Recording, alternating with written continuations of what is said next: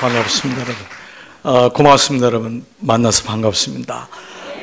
참 존경하고 사랑하는 우리 장 목사님 교회에 와서 이렇게 이런 뵙고 집회할 수 있다는 것이 저 개인적으로도 아주 감사하고 저희 장씨 집안의 가문의 영광입니다. 네, 고맙습니다. 여러분, 먼저 우리 드리시는 금, 우리 여러분 또 우리 말씀 위에서 우리 함께 제가 기도하고 우리 첫날 말씀 나누겠습니다. 살아계신 아버지 고맙습니다. 귀한 몸된 교회 하나님 세우셔서 지금까지 인도해 주심을 감사합니다.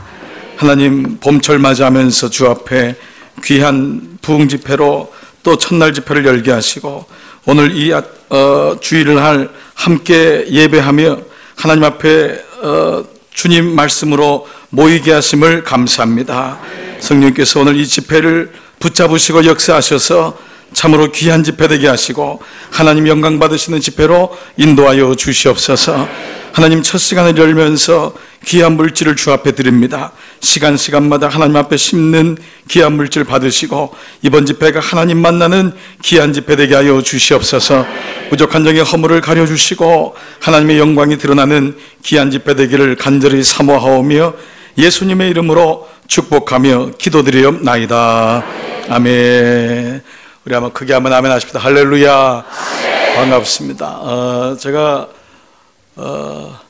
혹시 그 말씀을 전하다가 제 시차가 완전히 이게 거꾸로거든요. 그래서 말씀 전하다가 자면은 시간이 바뀌어서 그런가 보다, 여러분 이해하시고. 그리고 제가 중국에서 집회를 하고 이제 왔어요. 그래서 중국에는 이렇게 예배가 기본이 한 5시간 예배 드리더라고요. 그래서 예배 시간이 길어지면 중국에서 그래서 그런가 보다. 그래서 벌써부터 여러분 걱정하시는 분들이 많으신 것 같아요. 우리가 이렇게 예수 안에서 만나게 된 것은 하나님의 은혜인 줄 믿습니다. 특별히 제가 정말 개인적으로 참 존경하고 사랑하는 목사님 저희 교회까지 오셔서 집회하셨는데 제가 이렇게 여러분 또 직접 뵙고 말씀 나누게 돼서 얼마나 감사한지 모르겠습니다. 우리 이 만남이라는 것이 그냥 만나지는 게 아니죠. 우리가 생각할 때는 그냥 외부에서 강사가 오고 여러분들 늘 목사님들 많이 만나고 하는 것 같지만 그렇지 않습니다. 그래서 여러분이 아는 대로 그 찬송가에도 나와 있잖아요, 그렇죠? 우리의 만남은 미국 찬송가에 있는데 여긴 없나 봐요, 그렇지? 정말 우연이 아니에요. 제가 어느 선배님 교회를 한번 갔더니 그 교회 정말 그런 일이 있었대요. 30대 중반이 됐는데 이 청년이 요즘 이렇게 결혼을 늦게 하잖아요. 그래서 그 청년이 결혼을 하고 싶은데 자꾸 안 되는 거예요. 그래서 목사님이 중매를 서가지고 커피숍에서 만났대요. 만났는데 이 청년이 너무 수줍어가지고 얼굴도 자꾸 들질 않으니까 자매가 너무 답답하잖아요. 그래서 아니, 이름이 뭐예요, 형제님? 그러니까 얘기를 안 하는 거예요. 아니, 이름을 얘기하셔야지. 그랬더니 하철입니다 이러더래요. 네? 하철이요. 성은 뭔데요? 지씨래요. 그러니까 이 자매가 막 깔깔대고 웃는 거예요. 그러니까 내가 이럴 줄 알았다고. 난 만날 때마다 자매들이 그렇게 웃고 내 이름을 비웃어서 나는 역시 오늘도 그렇군요, 자매님도 똑같군요. 그랬더니 이 자매가요, 형제님 걱정하지 마세요, 저희 이름은 호선이에요 그러더래요. 호선. 그래서 아니, 성이 뭔데 그랬더니 오시래요. 오호선. 그래서 지하철군과 오호선 양이 만났어요. 그래서 진짜 결혼을 했다는 거예요. 그래서 제가 꼭 그 교회를 가면은 꼭 확인하고 싶어요. 근데 그 이름이 뭘까? 아들은 지하돌까? 지금 여러 가지를 생각하고 있어요. 참 만남이라는 게 이렇게 귀한 겁니다. 여러분하고 제가 이렇게 3일 동안 만나서 하나님의 나라에 대해서 같이 말씀을 나눌 때 하나님이 여러분에게 큰 은혜를 주실 줄 믿습니다. 저는 17년 전에 유학으로 미국을 갔어요. 갔는데 거기 3살 때, 아이가 4살 때 갔는데 이제는 대학 졸업반이 됐습니다. 늘 조국을 생각하고 그리워하고 늘 소식을 듣고 있고 또 한국에 올 때마다 얼마나 많이 또 제 자신이 충전을 받고 도전받는지 알 수가 없습니다. 저는 오늘 이번 집회를 그 제자도에 대한 말씀을 좀 나누고 싶어요. 그래서 정말 우리가 진짜 그리스도인이냐, 나는 진짜냐 라고 하는 말씀을 좀 드리고 싶어요. 오늘 본문을 사도행전 16장을 읽었는데요, 19장을 보면은 이런 본문이 나와요. 그 스게와라고 하는 자칭 거짓 제사장인데, 그 제사장에게 7 아들이 있었단 말이에요. 근데 사도 바울이 막 복음의 능력이 이루어지고 귀신이 나가고 하니까 이 스게와하고 7 아들이 보고 그 능력을 보고 자기도 그 예수의 이름으로 귀신을 내쫓은 거예요. 그러자 이 귀신이 귀신같이 알잖아요. 귀신이 듣고 뭐라고 했냐면, 내가 예수도 알고 바울도 아는데 너는 누구냐? 그러면서 그 안에 들어간 거잖아요.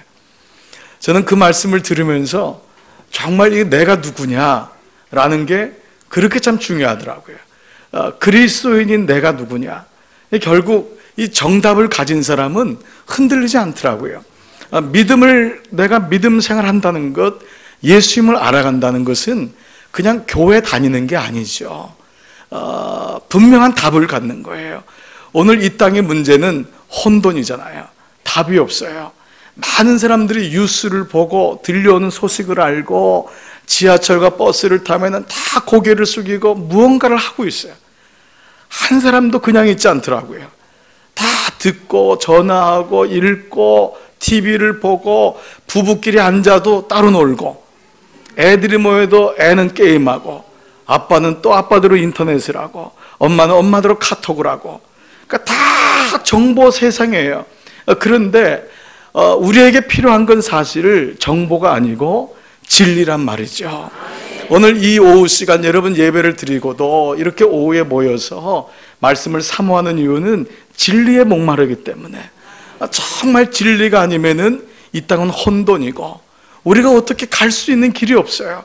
정말 그래서 예수님이 내가 곧 길이요 진리요 생명이라고 하신 것처럼, 오늘 나는 누군가, 오늘 이 흔들리는 세상 수많은 정보가 있고, 여기 가면 이 소리를 하고 저기 가면 저 소리를 하고, 그런 시대 속에서 나는 누구인가 라고 하는 그 질문을 던지고, 저는 이번 집회가 끝났을 때 정말 나는 누군가, 교회는 무엇인가, 그리스도인은 어떤 것인가 라고 하는 이 주님이 주시는 정답을 분명히 가져갈 줄 믿습니다. 대학생들 사이에서 한참 유행했던 그런 조크가 있었는데요, 유머가 있었는데, 그게 이제 그 손오공하고 뭐죠? 사오정. 4호정 시리즈가 있었잖아요. 그래서 손오공은 아주 모범생이고, 사오정은 이 4차원적인 세계를 가지고 엉뚱하게 얘기를 하는 스타일인데, 그 손오공하고 사오정이 공부를 열심히 해서 하여간 대학을 졸업했는데, 이 바늘구멍 같은 그 회사에 이제 들어가려고 인터뷰를 했지 않았습니까? 그래서 이제 손오공이 먼저 들어가서, 손오공 모범생이니까 들어가자마자 18번 손오공입니다. 그러니까 이 질문을 하는 거예요. 자네는 축구 선수를 누구를 좋아하는가? 저는 옛날에는 차범근이었는데 지금은 박지성입니다. 대답을 잘하고 있어요. 그 산업혁명이 언제 일어났는가? 18세기입니다. 자네는 하나님이란 신의 존재를 믿는가? 과학적으로는 증명이 안 됐지만 그렇다고 믿습니다. 답을 잘했어요. 나오니까 이 사오정이 막 떨고 있는 거예요. 너무 불쌍해가지고 정답을 그대로 가르쳐줬잖아요. 이대로 가서 하면 된다. 사오정이 자기 순서가 들어갔어요. 들어가서 너무 긴장을 해가지고 자기 이름을 얘기를 못하고 40번입니다 얘기를 한 거예요. 그러자 자네 이름이 뭔가? 옛날엔 지금은 박지성입니다. 아니, 자네는 언제부터 그렇게 됐나? 18세기부터 그렇게 됐나? 자네 미쳤나? 그랬더니 과학적으로는 증명 안 됐지만 그렇다고 믿습니다. 이게 왜 대학생들 사이에서 그랬을까? 공부를 한다고 해서 자기를 아는 거는 아니라는 거예요. 대학생 아이들이 살면서 그 정체성에 대한 부분이 그런 유머에서도 드러나고 있는 것이죠. 여러분이 누구라고 생각하십니까? 인생을 살면서 나이가 50이 되고 60이 되고 결혼을 해서 아이가 장가를 가고 시집을 가도 때로는 우리가 내가 누군지를 잘 모를 때가 많이 있어요. 정답을 갖고 있지 않으면은 흔들리고 헷갈리는 거예요. 정답을 가지고 있어야 돼요. 복음은 무엇이냐? 교회는 무엇이냐? 교회가 무엇인지를 아는 사람은 믿음 생활하면서도 흔들리지 않습니다.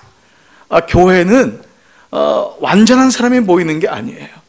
저와 여러분처럼 다 허물이 있고 연약한 사람들이 모이기 때문에 교회는 늘 아파할 수도 있고 연약할 수가 있는 거예요. 그런 가운데 교회가 뭔지에 대한 대답을 가지고 있지 않으면, 정답을 갖고 있지 않으면은 늘 작은 소리에도 작은 시험에도 늘 업다운이 되는 거예요. 그런 사람은 신앙을 제대로 가질 수가 없어요. 믿음이란 건 무엇이냐에 대한 정답을 가진 사람은 믿음이 무엇인지를 알기 때문에 올바른 믿음 생활을 할 수가 있어요. 여러분, 오늘날처럼 가정이 많이 힘들어하는 때가 어디 있어요? 이유가 뭘까요? 그거는 가정에 대한 대답이 없기 때문에 그래요. 내가 남편인데도 남편이 뭔지 몰라요. 저희 교회도 아버지들이 참 많아요. 남자들이 많은데, 저는 제가 우리 교회에서 남성들을 위해서 많이 이렇게 만나고, 우리 장로님들 만나고 권사님들 만나면서 아버지들을 세우자라고 했던 이유는, 제가 결혼한 지 그 당시에 10년이 넘었는데도 저는 남편이 뭔지를 모르고 살았어요. 아버지가 되는 게 뭔지를 몰랐어요. 저는 이제 결혼한 지 한 23년째 이제 되고 있습니다. 근데 요즘 와서 눈이 떠지고 있어요. 왜냐하면 저는 저희 아버지에게서 아버지의 모습을 보지를 못했어요. 그 당시에 아버지들은 다 그랬잖아요, 또. 그러니까 배워보질 못한 거예요. 아내에게 사랑한다는 말도 해보지를 못했고, 아이가 자라면서 아이에게 아버지의 모습을 해주지를 못했어요. 왜? 내가 못 봤기 때문에, 내가 못 배웠기 때문에. 저에게는 남편의 정답이 없었어요. 저희 아내도 마찬가지였어요. 저를 사랑하느라고 사모가 되었고, 무엇보다 그리스도인으로 살아가지만은 아내로서 아내가 뭔지를 몰랐어요. 저는 가정이 뭔지를 잘 몰랐어요. 그러니까 그렇기 때문에 정답을 모르면은 위기가 오는 거예요. 그렇기 때문에 헷갈리게 되는 거예요. 나는 여러분에게 한번 묻고 싶습니다. 그리스도인은 무엇이냔 말이에요. 그리스도인은 말씀드린 대로 교회에 나오는 사람이 아니에요. 그리스도인은 찬양하는 사람이 아니에요. 그리스도인은 기도하는 사람이 아니에요. 그 모든 것은 다 포함될 수 있을지라도 그리스도인이 뭐냐? 그것은 그리스도의 사람이란 말이에요. 그리스도, 그분이 나의 주인이란 말이에요. 그리스도인이란 것은 주인을 찾은 사람이에요. 여러분, 인생을 보니까요, 많은 사람들이 나름대로 찾으려고 해요. 그래서 어떤 사람은 돈을 찾기도 하고요, 어떤 사람은 명예를 찾기도 하고, 자기 만족을 찾기도 하고, 예뻐지려고도 하고. 제가 마침 중국의 그 심양에 갔다가 이렇게 인천공항에 오는데, 그 중국으로 확 가는 분들이 있는데 아주 제가 기이한 장면을 봤어요. 아니, 한 아줌마들이 한 20명 정도 중국 사람이에요. 뭐 말을 들어보면 알잖아요. 이 중국 사람이 다 여기다 턱에다 붕대를 감고 하더라고요. 20명이. 나는요, 집단 후송인 줄 알았어요. 그게 뭐예요? 다 수술한 거예요. 20명이. 아니, 세상에. 떼돈 버는 거예요, 한국은. 앉아가지고. 중국에서 와가지고. 그런 모습 보니까 그것이 참 씁쓸하지 않아요? 네, 물론 사람에게는 예뻐지고 싶고 아름다워지고 싶은 본능이 있어요.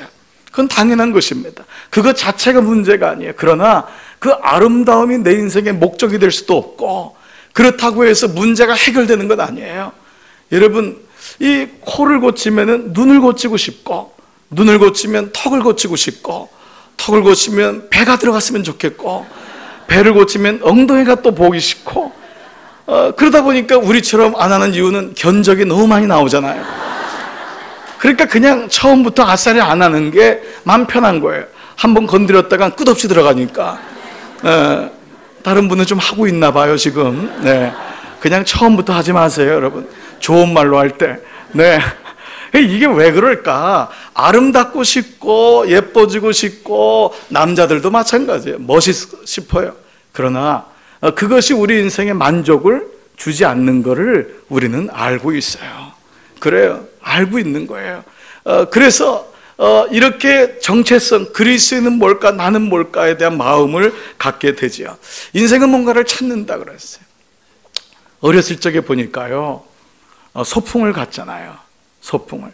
그 소풍은 학창 시절에 정말 왜 이렇게 좋았는지 몰라요. 소풍 간다는 그 말만 들으면은 한 달 전부터 그 가만 돌이켜보면은 가서 별로 한 게 없어요. 오전 내내 걸어서 무덤에 가서 밥 먹고 오는 게 소풍인데, 아니 왜 이렇게 무덤을 많이 갔는지 나는 정말 이해가 안 돼. 난 지금 학생들도 무덤을 가나요? 그러니까 우리나라 무덤은 반들반들해요. 너무 구이 올라서 다 춤을 추고 놀아가지고 하루 종일 걸어서 김밥 먹고 무덤가 옆에서 춤추고 오는 거야. 그런데도 그때가 그렇게 좋았어요. 그 소풍 가면은 뭘 하냐면 보물찾기를 하잖아요. 그런데 이상하지요. 보물을 찾게 하면요, 꼭 찾는 사람이 찾아요.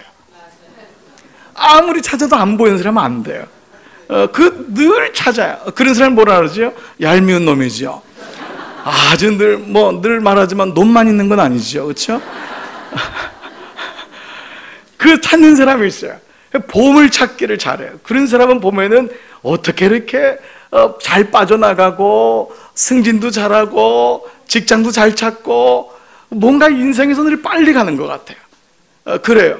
그 인생은 보물찾기인가. 그런데 어느 날 예수님을 믿고 그분을 섬기고 말씀을 보면서 진리를 깨닫게 되면서 오는 진리의 말씀 하나가 뭐냐? 인생은 보물찾기가 아니에요. 인생은 주어찾기더라고요. 주어를 찾아야 돼요. 인생은 주인을 찾아야 돼요. 여러분, 국어도 마찬가지지만 영어도 마찬가지고 이 어학을 잘하는 사람은 주어를 빨리 찾아요. 주어하고 동사를 빨리 찾는 사람이 이게 언어를 빨리 해요. 마찬가지입니다.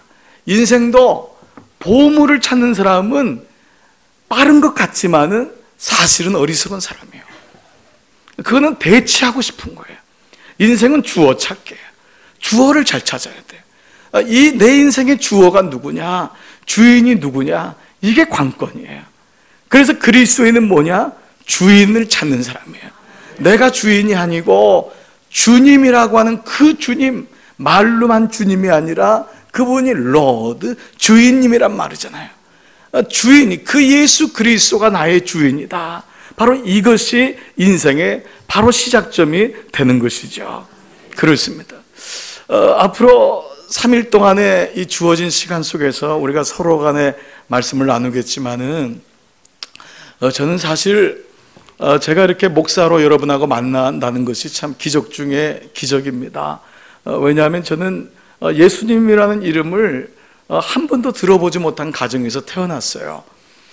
저희 아버님은 선생님을 하시다가 사업에 손을 대셨고 그 사업이 나름대로 잘 돼서 졸부의 인생을 사셨던 것 같아요. 어렸을 때 기억하니까요. 나름대로 집도 컸고 잘 사셨어요. 그런데 저희 집은 예수님을 몰랐어요. 아버님이 신앙이 있었냐? 아니었어요. 아버님이 절을 6개나 세운 분이었어요. 그러니까 그것은 신앙이 있는 게 아니라 늘 불안했던 것 같아요. 집에는 늘 그 남산 할머니라고 무당 할머니가 있었어요. 그래서 저는 늘 부적을 붙이고 다녔고, 그러니까 아버님은 불심도 아니고 그렇다고 뭐 이것저것 복잡하게 약간 다 섞어서 믿었던 것 같아요. 그러니까 어머니도 마찬가지였고 그런 가정이었어요. 저는 어렸을 적에 하나 깨달은 것이 있는데 돈이 많다고 행복한 것이 아니라는 것을 분명히 알았어요. 왜냐하면 그렇게 돈이 많으신데 저희 아버지하고 어머니는 늘 싸우셨어요. 이해가 안 됐어요. 아버지는 돈이 많으니까 친구가 많아지고 술 친구가 많더라고요. 늘 술을 드셨어요. 그러니까 늘 감정에 이게 감정이 캄다운이 안 되는 거예요. 늘 힘든 거예요. 당연히 돈이 많으니까 바람을 피기 시작하시는 거예요. 그 당시 한국 사회는 그게 그냥 가는 코스더군요. 바람을 피고 집에 잘 안 들어오는 거예요. 일주일에 한 번 들어오고. 그러니까 어머니는 아버지 하나를 보고 살았는데 늘 한매지게 살으신 거예요. 그리고 아버지는 나중에는 도박에도 손을 대더군요. 왜? 돈이 많으니까. 이유는 단순해요. 하나예요. 그러니까 제가 볼 때는 돈이 많으면은 행복하고 잘 살 줄 아는데 잘 살지를 못하더라고요. 못 살았어요. 잘 못 살았어요. 집은 크고 그 당시에 승용차도 있었는데 잘 못 살았어요. 그냥 돈이 많았어요. 그랬던 저에게 국민학교 5학년 때 제 친구 하나가 저를 전도했어요. 저에게 교회라는 데를 가자라는 것입니다. 그런데 저는 그때 교회란 이름을 처음 들어봤어요. 그래서 교회가 뭐 하는 곳이냐 했더니 예수님이란 얘기를 하는데 예수님이란 예자도 저는 못 들어봤어요. 그래서 제가 뭐라고 얘기했냐면 교회 가면 행복하냐고 물었어요. 그러니까 국민학교 5학년이었던 저에게 단어가 있었는 게 행복이라는 단어였어요. 행복하냐. 근데 이 아이가 그렇다는 거예요. 그래서 갔던 곳이 삼양감리교회였어요. 그 산동네였어요. 왜냐면 저희 집이 정말 하나님의 은혜로 제가 국민학교 4학년 요때까지 정말 잘 살다가 하나님의 은혜로 폭삭 망했어요. 비웃는 건 건강에 안 좋으세요. 정말 하나님의 은혜로 정말 망해도 너무 망했어요. 어떻게 이렇게 망했는지 리어카를 몰고 삼양동으로 갔으니까. 그러니까 저희 어머니에게 제가 왜 삼양동 달동네로 가냐 했더니 공기가 좋다는 거예요. 그런데 정말 공기가 좋아도 너무 좋더군요. 추울 정도로 좋더군요. 그래서 시작한 것이 국민학교 5학년 때 인생이 제가 안국동에 살다가 삼양동으로 간 거예요. 여러분이 못 믿겠지만 제가 리라 국민학교 다녔어요. 그 안국동에서. 아시나요, 리라? 저는 그걸 몰랐는데 나중에 사진을 보고 알았어요. 그러다가 삼양동으로 갔으니 저는 어렸기 때문에 몰랐지만 저희 어머니는 엄청난 충격을 받은 거였어요. 그리고 갔던 데가 삼양동인데 그곳에서 하나님을 만날 줄 누가 알았어요? 참 돌아보면 망한다는 것이 인생에는 아무도 원하지 않는 단어인데 그 단어가 부활의 단어가 될 줄은 몰랐던 거예요. 그래서 5학년 때 처음 교회를 나갔는데 제가 5학년 2학기쯤 돼가지고요. 2학기 때 이제 교회 1학기 때 이제 그 중간에 나가게 됐잖아요. 근데 제가 궁금했던 게 있었어요. 제 반 선생님한테 하나님을 뭐라고 부르느냐가 저는 궁금했어요.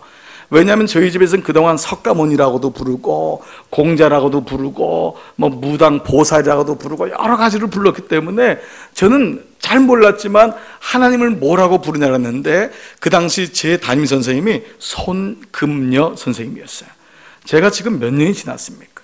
그런데 그분 이름을 기억하는 건 그분이 가르쳐준 그 대답, 그 정답이 제 인생을 완전히 바꿨어요.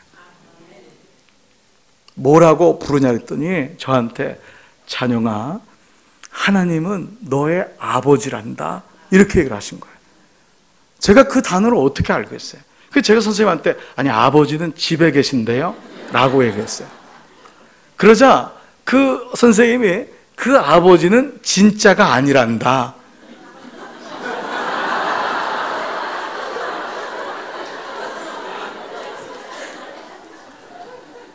하나님이 진짜라는 거예요. 진짜 아버지고 그 아버지는 진짜가 아니고 너를 길러주고 낳아줬지만 진짜가 아니면 뭐예요? 가짜라는 거예요. 저의 출생의 비밀이 드러나는 시간이었어요. 그런데요, 놀라운 사실은 그 얘기를 듣는 순간에 제 마음속에서 안도의 마음이 드는 거예요. 이상하더라고요. 묘하더라고요. 왜냐하면 그래, 그분이 진짜 아버지라면 그렇게 술을 먹을 수가 없다는 거예요. 그분이 진짜 아버지라면 우리 엄마를 그렇게 때릴 이유가 없어요. 그분이 진짜 아버지라면 바람을 피울 이유가 없다는 거예요. 아, 그랬구나. 막 깨달음이 오는 거예요. 근데 그것이 저에겐 복음이었어요. 하나님이 아버지란 사실을 알았던 것이 복음이었어요. 너무 간단하더라고요. 복잡하지 않더라고요. 그 선생님이 그 한마디에 그냥 저는 제 인생에 뻥 뚫리는 거였어요. 그래서 그 기쁜 소식을 전하지 않을 수가 없잖아요. 집에 가서 어머니에게 얘기를 한 거예요. 엄마, 지금 엄마의 그 남편은 진짜가 아니래요. 그랬더니 뭐 듣자마자 퍽, 너 그런 소리 하지 마라. 너 교회에서 배웠다고 하니까 너 큰일 난다. 그런데요, 복음이 들어오니까 견디질 못하겠더군요.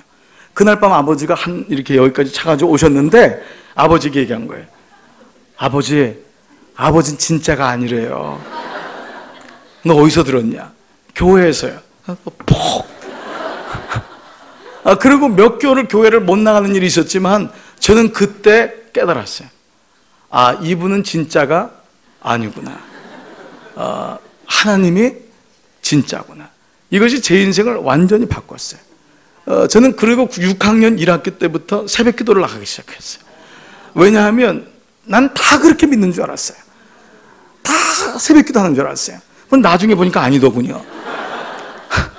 그래서 새벽에 나가서 새벽 기도를 하고 권사님들 따라서 흉내내고 기도하고 그리고 아침에 학교를 갔던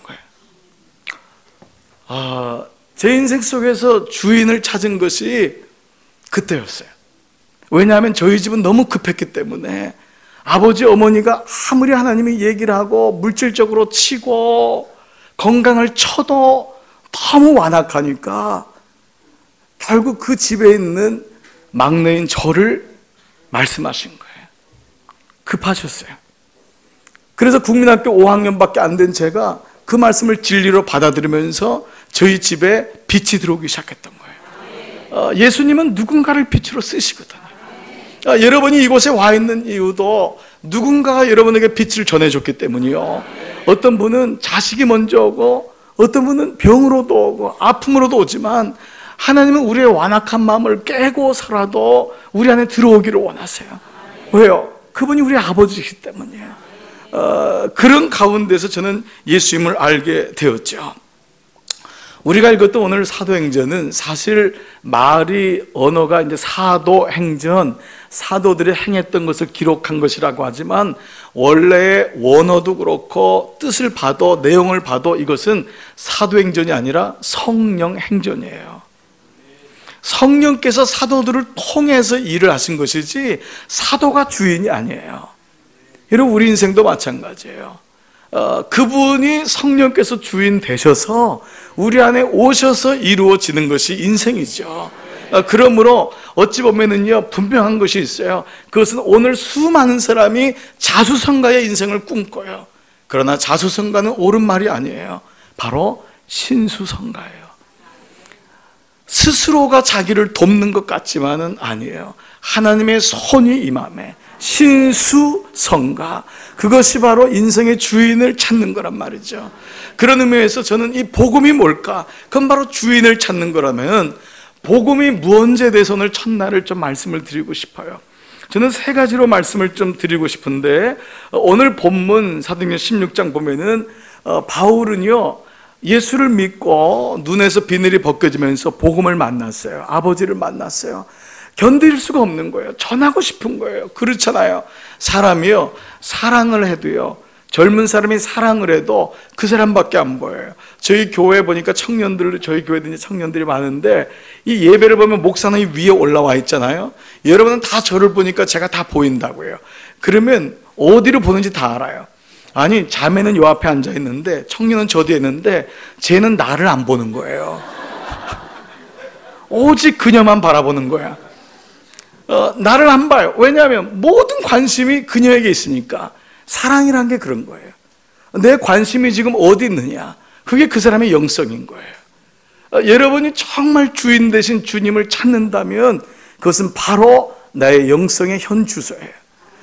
그런 의미에서 본다면 사도 바울의 이 말씀은 바울은 복음이 들어와서 전하지 않을 수가 없었어요.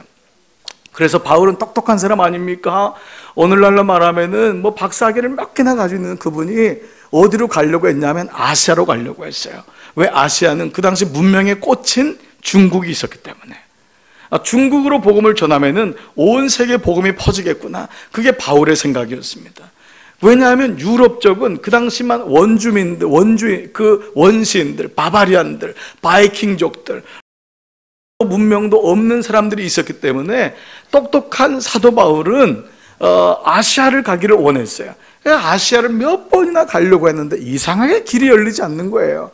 그러니까 하나님께서 어느 날은 환상을 통해서 기도하는 가운데 마게도냐 사람, 지금의 스페인이란 말이에요, 유럽이란 말이에요, 그 사람 하나가 나와서 와서 우리를 도와주십시오 라고 하는 간절한 음성을 들을 때 바울은 이게 하나님께서 나를 일로 가라고 명하시는구나, 순종하게 된 거예요. 무시하러 가고자 애썼지만 왜 길이 안 열릴까? 그러니까 이게 사도 바울의 위대함이에요. 여러분, 하나님이 우리의 길을 나보다 훨씬 잘 아세요. 그렇지 않습니까? 그러니까 하나님이 바울의 마음을 열고 음성을 들려주셔서 바울이 주의 길로 바로 이제 스페인 쪽으로 가게 됐는데 그 첫 관문이 어디냐? 바로 빌립보라는 곳이요. 여러분, 빌립보라는 곳에 가서 처음 만난 사람이 누구냐면 자주장사인 루디아라고 하는 여성들을 만납니다. 참 하나님의 예비하심이죠. 그래서 거기서 세워진 교회가 빌립보 교회입니다. 그것이 바로 빌립보서고, 하나님의 예비하심이 있는 거예요. 그래서 이 복음이라는 것은 사실 내가 원해서 내 길을 가는 것이 아니라는 거예요. 그러니까 하나님의 인도하심이 있다는 거예요. 그러면 복음의 본질이 뭐냐? 바울이 만났던 복음, 바울이 순종했던 복음, 그 하나님의 뜻, 그 복음의 본질이 뭔지를 오늘 간단하게 제가 3가지로 말씀을 드리고 싶어요. 복음이 뭘까? 바울에게 있어서 복음, 그리스도인인 우리에게 있어서 복음, 성경에서 말하는 복음은 한번 따라하겠습니다. 복음은 부끄러움이 아니라 능력이다. 첫 번째, 같이 연달아서 한번 시작. 복음은 부끄러움이 아니라 능력이다. 아멘. 로마서 1장 16절에 바울이 이런 말을 해요. 내가 복음을 부끄러워하지 아니하노니 이 복음은 모든 믿는 자에게 구원을 주시는 하나님의 능력이 됨이니라. 바울은 알았던 거예요. 복음은 부끄러움이 아니다. 복음을 부끄러워하는 자에겐 결코 능력이 될 수 없다는 것을 알았던 거예요. 구원을 주시는 하나님의 능력이 됨이니라. 오늘 여러분에게 한번 여쭙고 싶습니다. 여러분, 이미 저는 예수마을교회 소문도 알고 여러분의 믿음 생활을 익히 알고 있습니다. 그러나 우리는 복음 앞에서, 말씀 앞에서 부단히 자기를 돌아봐야 돼요. 정말 나는 복음을 부끄러워하지 않는가? 저희 교회에서 있었던 일인데 실제로요. 한 남자 집사님이 저희 5년 동안, 제가 부임해서 5년 동안 계속 교회를 나왔어요. 지상사로 왔는데 한국에서 LG 지상사로 온 거예요. 근데 거기 직원이 나온 거예요. 5년 동안 같이 있었는데, 근데 이 집사님은 거기 과장이었고 계속 있었고, 이 새로 온 분이 5년 동안 일을 하다가 다른 분의 전도를 받아서 교회에 온 거예요. 교회에 와서 예배 때는 못 만났다가 식사할 때 보니까 과장이 있는 거예요. 과장한테 가서 과장님 어떤 일이세요? 여기 다니세요? 그러니까 이 과장님이 말을 못 하는 거예요. 왜냐하면 이 과장은 5년 동안 같은 사무실 안에서 한 번도 예수 얘기를 안 한 거예요. 한 번도 교회 얘기를 안 한 거예요. 바이오들 오면은 술 먹고 주일날 골프 치고 마음대로 했던 거예요. 교회를 나간다는 얘기는 듣는 것 같은데 한 번도 지하 직원한테, 부하 직원한테 예수 믿는 얘기를 안 한 거예요. 전도? 아니, 전도는 할 수도 없죠. 자기의 삶이 그러니까. 그런데 이 부하 직원이 5년 만에 다른 사람의 전도를 받아서 교회에 온 거예요.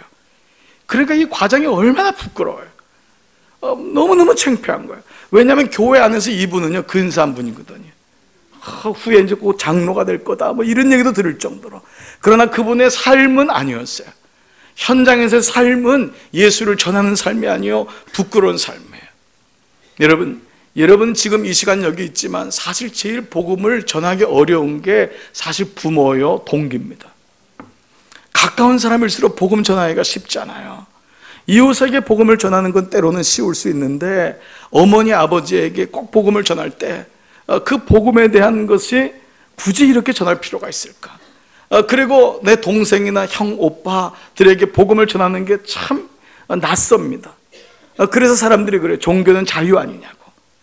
그렇기 때문에 우린 거기서 그냥 그냥 풀이 꺾여요. 그 이유가 뭘까요? 우리가 믿는 예수를 그 사람은 종교로 알기 때문이에요. 답을 종교로 알고 있는 사람은 부끄러움을 가질 수밖에 없어요. 예수는 종교가 아닙니다. 예수는 생명이에요. 이거는 믿어도 되고 안 믿어도 되고의 문제가 아니에요.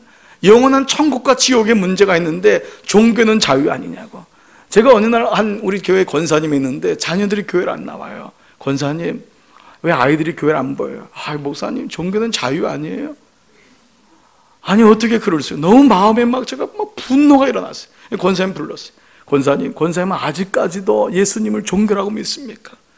그래서 자녀에게도 종교는 자유니까, 여긴 미국이니까 그것이 정말 옳다고 생각합니까? 권사님이 얘기를 안 하시더라고요. 오늘 우리가 답을 갖고 있지 않으면은 전할 수가 없는데, 바울에게서 복음의 정답이 뭐냐? 바울은 능력이었던 것입니다. 근데 어떤 능력이냐? 구원을 주시는 능력이란 말이에요. 구원은 뭐예요? 천국 가는 영원한 생명을 사는 능력이란 말이에요. 바로 이것이었어요. 저는 한국에 있을 때 부목사 생활을 이제 분당에서 했어요. 그곳에서 있으면서 교구를 맡아서 열심히 신방하고 했는데, 그 교구에 있는 한 분이 중국집을 내신다고 이제 연락이 와서 기도해 달라는 것입니다. 그래서 이제 우리 신방 전사님에게 얘기를 하고 패를 하나 가져갔는데, 그 패는 여호와는 나의 목자시니, 여러분 아시죠? 그런 패를 하나 가져갔어요. 저는 마음속에 굉장히 기대를 했어요. 정말 열심히 기도해 주고 싶었어요. 잘 되기를 원했어요. 근데 이분이 저를 만났는데 식당에서, 그 마침 이렇게 물론 식사 시간이라 마주친 것도 있지만 별로 기뻐하진 않더라고요. 목사님 빨리 좀 기도해 줬으면 좋겠대요. 그럼 빨리 해야지. 근데 저를 자꾸 끌고 들어가는 거예요. 그게 화장실 쪽이에요. 골목 쪽으로 자꾸 들어가는 거예요. 나는 그래도 그 뭐니 해도 머니가 있는 계산대에서 기도를 해주고 싶었는데, 자꾸 골목으로 들어가니까 화장실에서 무슨 기도가 되겠어요. 막 물 내리는 소리, 힘쓰는 소리 다 들리니까 이게 안 되는 거예요. 마음이 속상했어요. 근데 더 속상한 거는 전사님을 통해서 연락이 왔어요. 목사님, 그 줬던 패가 너무 색깔이 진해서 싫대요. 그래서 여기 들어오는 사람에게 평화를 이걸로 바꿔달래요. 너무 마음이 아팠어요. 정말 아비의 심정으로 편지를 썼어요. 그리고 패를 하나 다시 만들었어요. 그 패는 나와 내 집은 여호와만을 섬기겠노라, 그걸로 아주 강력한 걸로 바꿨어요. 그리고 편지에다 이렇게 썼어요. 집사님이 하나님을 부끄러워하시기 때문에 하나님도 집사님을 부끄러워하십니다. 카드를 써서 줬어요. 그리고 저는 그 다음 주에 미국으로 왔어요. 제가 거기 있었으면 못했을 거야. 나는 어차피 안 볼 거니까. 나는 어차피 그냥 유하고 왔어요. 그냥 그 다음 주에 비행기표가 돼 있기 때문에 아주 담대하게 죽으면 죽으리라, 그 믿음을 가지고 전달을 했어요. 나는 후에 그분이 짜장면집을 하는지 짬뽕집을 하는지 몰라요. 그렇지만 분명한 건 그분의 인생 속에서 여호와를 부끄러워한다면, 예수님 부끄러워한다면 그의 인생은 꼽힐 날 없어요. 어떻게 만군의 여호와를 부끄러워하면서 어떻게 그분의 인생에 하나님의 복이 임하기를 기다리겠어요? 많은 사람들은 결혼할 때 그래요. 나는 예수 믿는 걸 뭐 굳이 얘기할 필요가 있는가? 그래요. 뭐 일부러 뭐 그럴 이유는 없겠지만, 만약 그 마음이 진심이라면 어떻게 그 가정에 하나님의 은혜가 임하겠어요? 믿음으로 시작한 가정과 그렇지 않은 가정이 어떻게 똑같겠어요? 저는 그때 알았어요. 복음은 부끄러움이 아니다. 복음은 모든 믿는 자에게 주시는 하나님의 능력인 줄 믿습니다. 나는 오늘 여러분에게 이 능력이 임하기를 축복합니다. 이왕에 예수 믿을 것 분명하게 정답을 가지고 믿으세요. 거기에 지혜가 임하는 거예요, 여러분. 지혜를 가지고 분별력 있게 지혜롭게 예수를 전하는 거예요. 왜? 능력이니까. 그 능력 안엔 지혜가 있는 거니까. 첫 번째, 복음은 부끄러움이 아니라 능력이다. 두 번째는, 복음은 무엇이냐? 복음은 명사가 아니라, 다 같이요. 복음은 명사가 아니라 동사다. 제가 마침이요, 참 이게 기가 막힌 거예요. 아까 목사님 방에서 잠시 먼저 좀 아까 와서 호텔로 짐을 내리려고 나가려고 하는데, 우리 사모님이 그 옆방에서 클래스를 하는데, 나가는데 사모님이 뭐라고 가르치냐면, 복음은 명사형이 아니라 동사형입니다. 그 클래스에 지금 있으세요? 사모님이 그 얘기를 하고 있더라고요. 그래서 저는 깜짝 놀랐어요. 들킨 것 같아서. 내가 줄 메시지를 미리 하고 계시네. 진리는 다 드러나고 다 공유하는 거죠. 복음의 본질이 뭐냐? 복음은 명사가 아니라 동사인 거예요. 여러분, 동사라는 말은 뭐예요? 흘러가는 거예요. 축복을 왜 주셨냐? 축복은 종착지가 아니에요. 여러분에게 하나님이 복을 주시는 이유는 종착역이 아니요, 여러분 것을 흘러내려가야 되는 것입니다. 이스라엘에 가보신 분은 알겠지만, 이스라엘은 북과 남으로 두 개의 큰 호수가 있습니다. 위에는 헬몬산에서부터 내려오는 그 빙수가 녹아가지고 물이 계속 내려오는 갈릴리 호수가 있습니다. 제자들은 갈릴리 바깥을 가본 적이 없기 때문에 갈릴리를 바다라고 얘기했던 것입니다. 호수입니다. 갈릴리 바다, 갈릴리 호수가 첫 번째 호수예요. 근데 갈릴리는요, 그 많은 물을 다 받아요. 그 높은 데서 내려오면서 다 찌꺼기도 있고, 뭐 진흙도 있고, 그게 다 강으로 들어오는 거예요. 다 받아요. 그런데 동시에 흘려보내요. 그걸 다 정수하는 거예요. 다 흘려보내요. 그래서 갈릴리는 늘 물고기가 많고, 온갖 그런 식물들이 잘 자라요. 그런데 그 밑에 있는 게 뭐냐? 갈릴리에서 받은 물을 받는 사해라는 곳이 있습니다. 사해는 그야말로 죽음의 바다입니다. 근데 그게 왜일까? 그 이유는 바로 사해는 받기만 하고 나가는 데가 없어요. 물질을 버는 게 축복이 아니에요. 물질을 버는 것 이상으로 중요한 것은 잘 쓸 수 있는 능력이 있는 거예요. 그런 의미에서 여러분 보면은 믿음이라는 것은 어떤 것이냐? 본질적으로 명사형이 아니에요. 믿음은 자기가 주어가 아니기 때문에 내 안에 굳어지고 내 생각, 내 것이 옳다고 하는 내 것으로 규격화된 게 아니에요. 믿음은, 복음은 끊임없이 흘러가는 거예요. 복음은 끊임없이 다이나믹한 거예요. 복음이 내 안에 들어오면 춤을 추는 거예요. 예배는 규정화된 게 예배가 아니에요. 예배는 성령님의 인도하심을 따라서 끊임없이 내 안에 춤을 추는 거죠. 말씀하시고 찬양을 올리고 기도하고 내 안에서 움직이는 거예요. 믿음, 복음은 움직이는, 나를 역동적으로 만들고 견딜 수 없게 만들고 나가게 하고 들어오게 하고, 그것이 바로 예수마을교회의 핵심 아닙니까 여러분? 여러분이 이 마을을 향해서 복음을 가지고 나가는 것은 이미 복음에 대한 정답을 가지고 있기 때문이에요. 복음은 교회당 안에서 이루어지는 게 복음이 아니에요. 여기 와서 말씀을 듣고 힘을 얻어 충전을 받고 나가는 거예요. 교회는 두 가지 교회가 있어요. 모이는 교회가 있고 흩어지는 교회가 있어요. 모이는 교회도 참 중요해요. 그러나 왜 모이냐? 이게 중요한 거예요. 그건 흩어지기 위해서요. 은혜를 받으려고 하면 안 돼요. 왜 받냐가 중요해요. 은혜를 받아서 나누기 위함인 거예요. 여기까지 가야 되는 거예요. 물질을 버는 것으로만 목적으로 하면 물질에 꼭 잡혀요. 물질을 벌 때 나누는 거예요. 축복의 종착지가 되면 안 돼요. 축복의 통로가 되는 것입니다. 마찬가지입니다. 믿음은 명사가 아니라 동사인 줄 믿습니다. 흘러가야 돼요. 끊임없이 가야 돼요. 마태복음 28장 19절 보면은 그러므로 너희는 가서 모든 족속으로 제자를 삼아 아버지와 아들과 성령의 이름으로 세례를 주고 내가 너에게 분부한 모든 것을 가르쳐 지키게 하라. 보세요. 너희는 가라. 아브라함에게 본토 친척 아비 집을 떠나라. 모든 말씀은 그거예요. 자식들은 뭐예요? 부모를 떠나는 거예요. 떠나는 것은 두려움이에요. 가는 것은 두려움이에요. 모든 사람은 그래서 그 안에 멈추기를 원해요. 그런데 거기선 역사가 일어나질 않아요. 떠날 때 역사가 일어나는 거예요. 갈 때 역사가 일어나는 거예요. 믿음으로 행할 때예요. 믿음의 본질은 내가 듣고 있고 깨닫고 있는 게 믿음의 본질이 아니에요. 깨달은 것이 삶에서 역사돼야 돼요. 그것이 삶에서 리트머스 용지가 바뀌는 것처럼 내 삶에서 이것이 역사하는지가 증명이 될 때 그것이 실제 믿음인 거예요. 교회 안에서의 믿음을 가지고는 어떤 누구도 이 사람의 믿음이 있다 없다를 얘기할 수 없어요. 진짜 믿음은 가정에서, 진짜 믿음은 관계 속에서, 진짜 믿음은 사업체 속에서, 거기서부터 이루어지는 거예요. 그래서 믿음의 본질은 명사가 아니고 동사인 것입니다. 가십시오. 복음을 가지고 가서 전하십시오. 움직이십시오. 그렇게 할 때 하나님의 놀라운 역사가 있는 줄 믿습니다. 세 번째 말씀을 드릴게요. 다 같이 한번 시작. 복음은 논쟁이 아니라 사명이다. 복음은 뭐라고요? 사명이다. 복음은 논쟁이 아니에요. 많은 사람은 복음에 대해서 논쟁하기를 원해요. argue하기 원해요. 증명하기 원해요. 여러분, 그러나 복음은 본질적으로 선포예요. 빛이 있으라 해서 빛이 있었던 거지 하나님이 우리랑 상의해서 빛을 만들까 말까 아니었어요. 복음은 본질적으로 선포예요.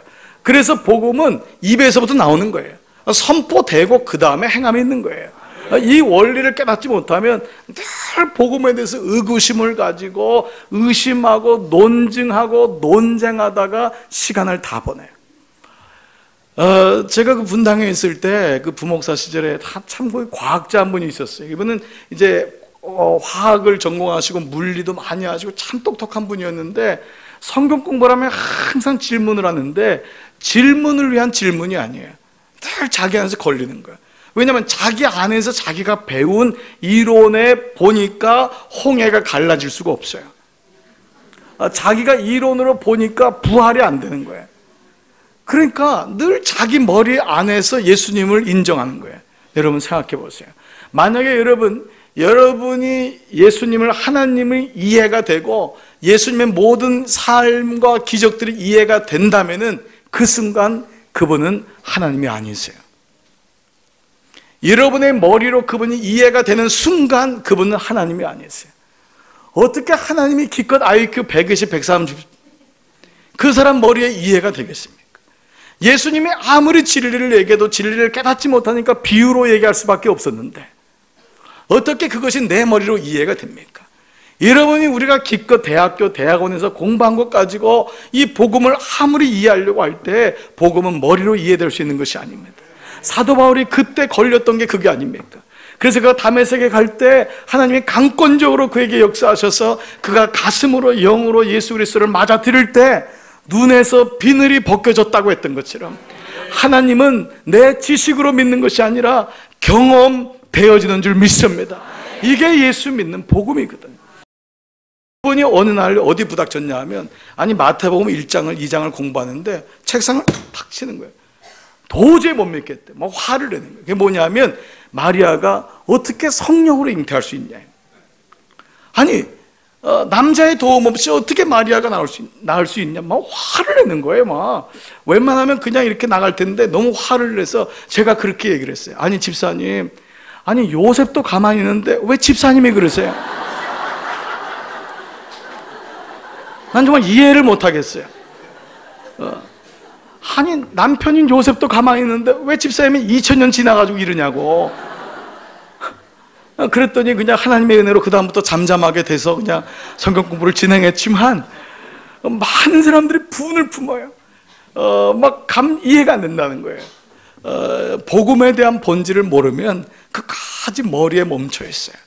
그 예수님 머리가 아닌 가슴으로 내려와서 그것이 손발이 될 때 비로소 복음은 워킹되고 역사하는 줄 믿습니다.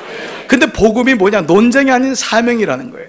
자, 사명이 뭐냐? 사명이 미션이란 말이에요. 그분에게 주어진 콜링, 하나님의 부르심이에요. 사명은 두 가지가 있어요. 일반적인 사명이에요. 이런 많은 사람들은 얘기해요. 어떤 젊은 엄마들이 나는 아이 기저귀 갈고 언제까지 뒤처리를 하고 매일마다 밥 해줘야 되고 나는 정말 주의 일을 하고 싶어요.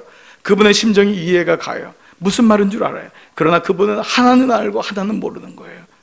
여러분 삶의 일상적인 부분을 콜링으로 받아들이지 않는 사람에게는 하나님의 거룩한 일은 없어요. 그 사람이 그 엄마가 아이를 그렇게 그 기저귀를 갈고 매번 우유를 주고 정말 어찌 보면 보통 수고가 드는 게 아니에요. 그러나 그것이 여러분 그렇게 귀찮은 일인가요? 왜냐하면 이 땅에는 아이를 갖고 싶어도 갖지 못하는 가정도 많아요. 정말 내게 준 그 귀한 생명을 가지고 그 어머니가 그렇게 정성을 다하고 아빠가 그 하루 종일 일하고 들어왔을 때 음식을 만들고 하는 게 그렇게 귀찮게 느껴지나요? 여러분 그렇기 때문에 정말 주님이 내 안에 복음이 들어오면은 그게 귀찮아지는 게 아니라 귀한 거예요. 그래서 그게 사랑스러운 거예요. 그래서 그 아빠한테도 말 한마디 여보 얼마나 수고했어. 남자는요 수고했다는 말 한마디만 듣고 잘한다는 말 한마디만 들으면요 정신을 못 차려요. 여러분 남편이 이렇게 못질할 때요 못 박아달라고 하잖아요. 그럴 때 뭐 제대로 못 박아도 당신은 어떻게 이렇게 잘해요? 그러면 하루 종일 못 박아요. 하루 종일 안 되면 옆집까지 가서 못 박고 와요. 그게 남자예요. 그걸 여자분들이 지혜가 없어서 아유 하는 거라고는 꼭 그냥 어떻게 이렇게 그걸 뭐 자기가 뺏어 가지고 받아 뭐 이런 분이 있어요. 여러분 참 안타까운 거예요. 어떤 분은요 아내를 몰라요. 남편이 아내는요 너무 그냥 사랑해. 너무 애써서 당신밖에 없어. 이 말 한마디만 하면 되는데 그거를 못해요. 그래서 저희도 그래. 이를 깨물고 해라. I love you를 아니면 벽에다 머리를 부닥치고 그래도 한마디 하면은 일주일이 편한데 남편들이 그걸 못해요. 그래서 그냥 그게 일상적인 삶이 늘 힘든 거예요. 일상적인 삶이 행복하지 않으면 그에게는 어떤 일도 사명이 될 수 없어요. 여러분의 삶에 어떤 영역이 있습니까? 손주들을 봅니까? 학생들은 학교 와서 공부합니까? 모든 삶의 영역이 하나님의 부르심이에요. 최선을 다하셔야 돼요. 그때 하나님의 부르심이 임하고, 그리고 더 나가서 좀 더 스페셜하게 하나님이 그 영역에 대한 부담을 주는 거예요. 어떤 분은 가르치는 것으로, 어떤 분은 섬기는 것으로, 어떤 분은 전도자로, 어떤 분은 선교사로 여러 가지의 영역을 줄 때 그렇게 하나님이 부르심을 주기 때문에 사명이란 것은 나이하고도 관계없고, 사명은 학력하고도 관계없고, 사명은 돈하고도 관계없고, 사명은 건강하고도 관계없고, 아멘 할 때까지 바로 그거예요. 그렇기 때문에 사명이라는 게 그렇게 귀한 것입니다. 저는 제가 처음 목회했던 곳이 그 경상북도 금능군 구성면 양강리 679번지예요. 27살에 우리 감리교는 한국에서 저도 이제 안수를 받았으니까 다 시골로 목회를 가거나 우리 목사님처럼 똑같이 저희도 후배로서 그 길을 이제 걸어갔던 건데, 경상도 마을에 처음 간 거예요. 그 마을은 300년 동안 교회가 없었던 마을이고, 그 옆에 직지사라고 하는 절이 1500년이 된 곳이 있어요. 정말 기가 막힌 곳에 갔어요. 그곳에 갔는데 처음 제가 만났던 집사님을 오늘 말씀드리고 싶어요. 그 집사님은 그 당시 이미 70세가 넘으신 할머니였습니다. 서울에서 젊은 내외가 왔다는 소문을 듣고 불쌍해서 온 분이 1호 교인이 된 거예요. 기역자로 이미 허리가 굽었고 글도 모르고 그랬던 분이 처음 교회에 와서 놀랍게도 그분이 정식으로 등록을 하고 1호 세례자가 되고 1호 집사님이 되고, 제가 제 인생에서 처음으로 제 손으로 염을 해서 하나님께 보내드렸던 분이었어요. 그분이 결국 한 2년 지난 다음에 이미 몸속에 암이 있으셨어요. 너무 힘드셨어요. 그런데 시골이라는 데가 암이 있어도 병원에 갈 수도 없고 자녀들도 다 흩어져 있으니까 8남매가 있는데 어머니가 아픈 줄도 모르고 살았던 거예요. 제가 예비군 훈련을 갔는데 아내가 연락이 왔어요. 목사님, 전사님, 손집사님이 위독하세요. 예비군 훈련에서 빨리 오는 것은 헌혈할 수밖에 없었어요. 그래서 헌혈을 하고 내려갔어요. 그때가 모내기였어요. 그래서 저녁 때 집사님들 몇 분 모아가지고 그 바쁜데 올라갔잖아요. 인정예배를 드려야 되니까. 그래서 저 높은 곳을 향하여 부르고, 집사님 너무 수고하셨어요. 천국에서 만나요. 너무 고맙더라고요. 집사님도 막 우시는 거예요. 나를 놔두고 천국에 먼저 가는 게 너무 마음이 아프고 이 마을에 아주 예수를 믿을 사람이 많은데 미안해요 라고 하는 거예요. 그리고 예배를 잘 드리고 이제 갔어요. 그리고 이제 제가 그 아들한테, 맏아들이 이제 8남매가 다 모였는데 밤에 혹시 돌아가시면 연락 주시면 제가 가겠다고. 아침에 새벽에 왔어요. 새벽에 왔는데 하는 말이 아직 안 돌아가셨대요. 그렇죠, 뭐 그럴 수 있죠. 그래서 다시 또 저녁 때 모내기 하는 집사님들을 모아서 같이 올라가서 또 저 높은 곳을 향하여 부르고, 집사님 이제 임종예배 드리고, 집사님 수고하셨어요, 안녕히 계세요. 그리고 그 아들한테 이제 가시면은 연락 달라고 내려왔어요. 다음날 새벽에 아들이 왔는데 아직 안 돌아가셨대요. 뭐 그럴 수 있죠. 그래서 또 저녁 때 모여서 올라갔어요. 또 찬송가, 그게 또 5절까지잖아요. 저 높은 것을 향하여, 또 얼마나 음이 높아요. 막 소리 내면서 그 찬송하고, 집사님 이제는 정말 가셔야 돼요. 이제 이게 난 너무 바빠요. 다들 모내기 하는데 이렇게 한 번에 안 가시면 어려워요. 그래서 가셔야 돼요. 그렇지만 너무 마음이 슬프니까 또 예배드리고 꼭 안수해드리고 손잡고 아들한테 분명히 가실 거니까 연락하시라고. 그래서 이제 집사님 누워서 전사님 천국에서 봐요 그러고 내려왔어요. 아침에 되니까 맏아들이 실실 웃으면서 들어오는 거예요. 그러면서 하는 말이, 전사님 아직 안 가셨는데요. 아이 참 진짜 이게 뭐 어떻게 해요? 또 저녁 때 또 바쁜데 모여서 또 올라갔잖아요. 그 집사님들은 내가 얘기를 안 하니까 집사님들이 막 그러는 거야. 아 왜 안 가냐고, 빨리빨리 가지. 그래서 저도 이제 얘기를 한 게, 아니 전도사 말이 말 같지 않냐고. 아니 가라면 가야지.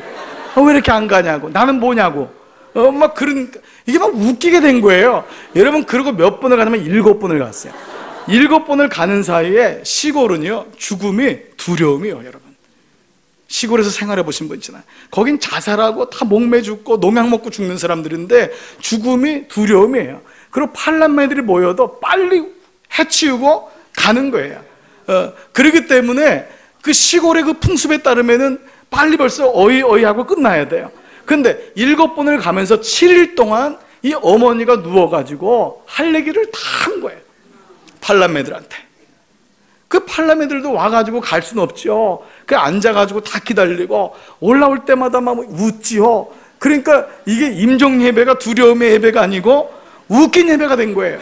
근데 제가 그때 처음으로 임종 예배를 인도했거든요. 27살 때. 두려움에 가졌던 저를 위해서 손집사님은 돌아가실 때 아무것도 배우지 않았고 아무것도 없는 그분은 죽음으로 저에게 보여주셨어요. 그리고 그 마을에 죽음이란 건 두려운 것이 아니고 예수 믿는 사람은 웃으면서 천국을 갈 수 있다는 것을 보여주셨어요. 제가 그분을 지금도 잊지 아니하고 지금 이 좋은 교회 와서 그분을 얘기하는 이유는 그분이 천국에서 얼마나 기뻐하겠어요. 그분에게 사명은 뭐였어요? 가진 것도 없고 지식도 없고 아무것도 아닌데, 그러나 복음이 들어오면 삶을 죽음을 통해서도 보여주는 게 복음입니다. 사랑하는 예수마을 교우 여러분, 복음은 무엇입니까? 복음은 부끄러움이 아니라 능력이다. 복음은 명사가 아니라 봉사다. 복음은 논쟁이 아니라 사명이다. 이 세 가지가 이번 집회의 축이 되기를 소원합니다. 모일 때마다 기도하시고 삶 속에서 새벽과 저녁 집회 때마다 간절히 사모할 때 하나님의 큰 역사가 이번 집회에 있을 줄 믿습니다. 제가 잠시 기도하겠습니다. 살아계신 아버지, 감사합니다. 하나님, 이미 하나님의 영으로 충만한 하나님의 전에 와서 부족한 적인 말씀을 나누게 하심을 감사합니다. 하나님께서 한 분 한 분을 만지시고 나를 얼마나 사랑하시고 나를 향한 하나님의 그 간절한 소원이 있다는 것을 깨닫게 하셔서 예수 그리스도를 만나는 역사가 있게 하여 주시옵소서. 예수님의 이름으로 축복하며 기도하옵나이다. 아멘.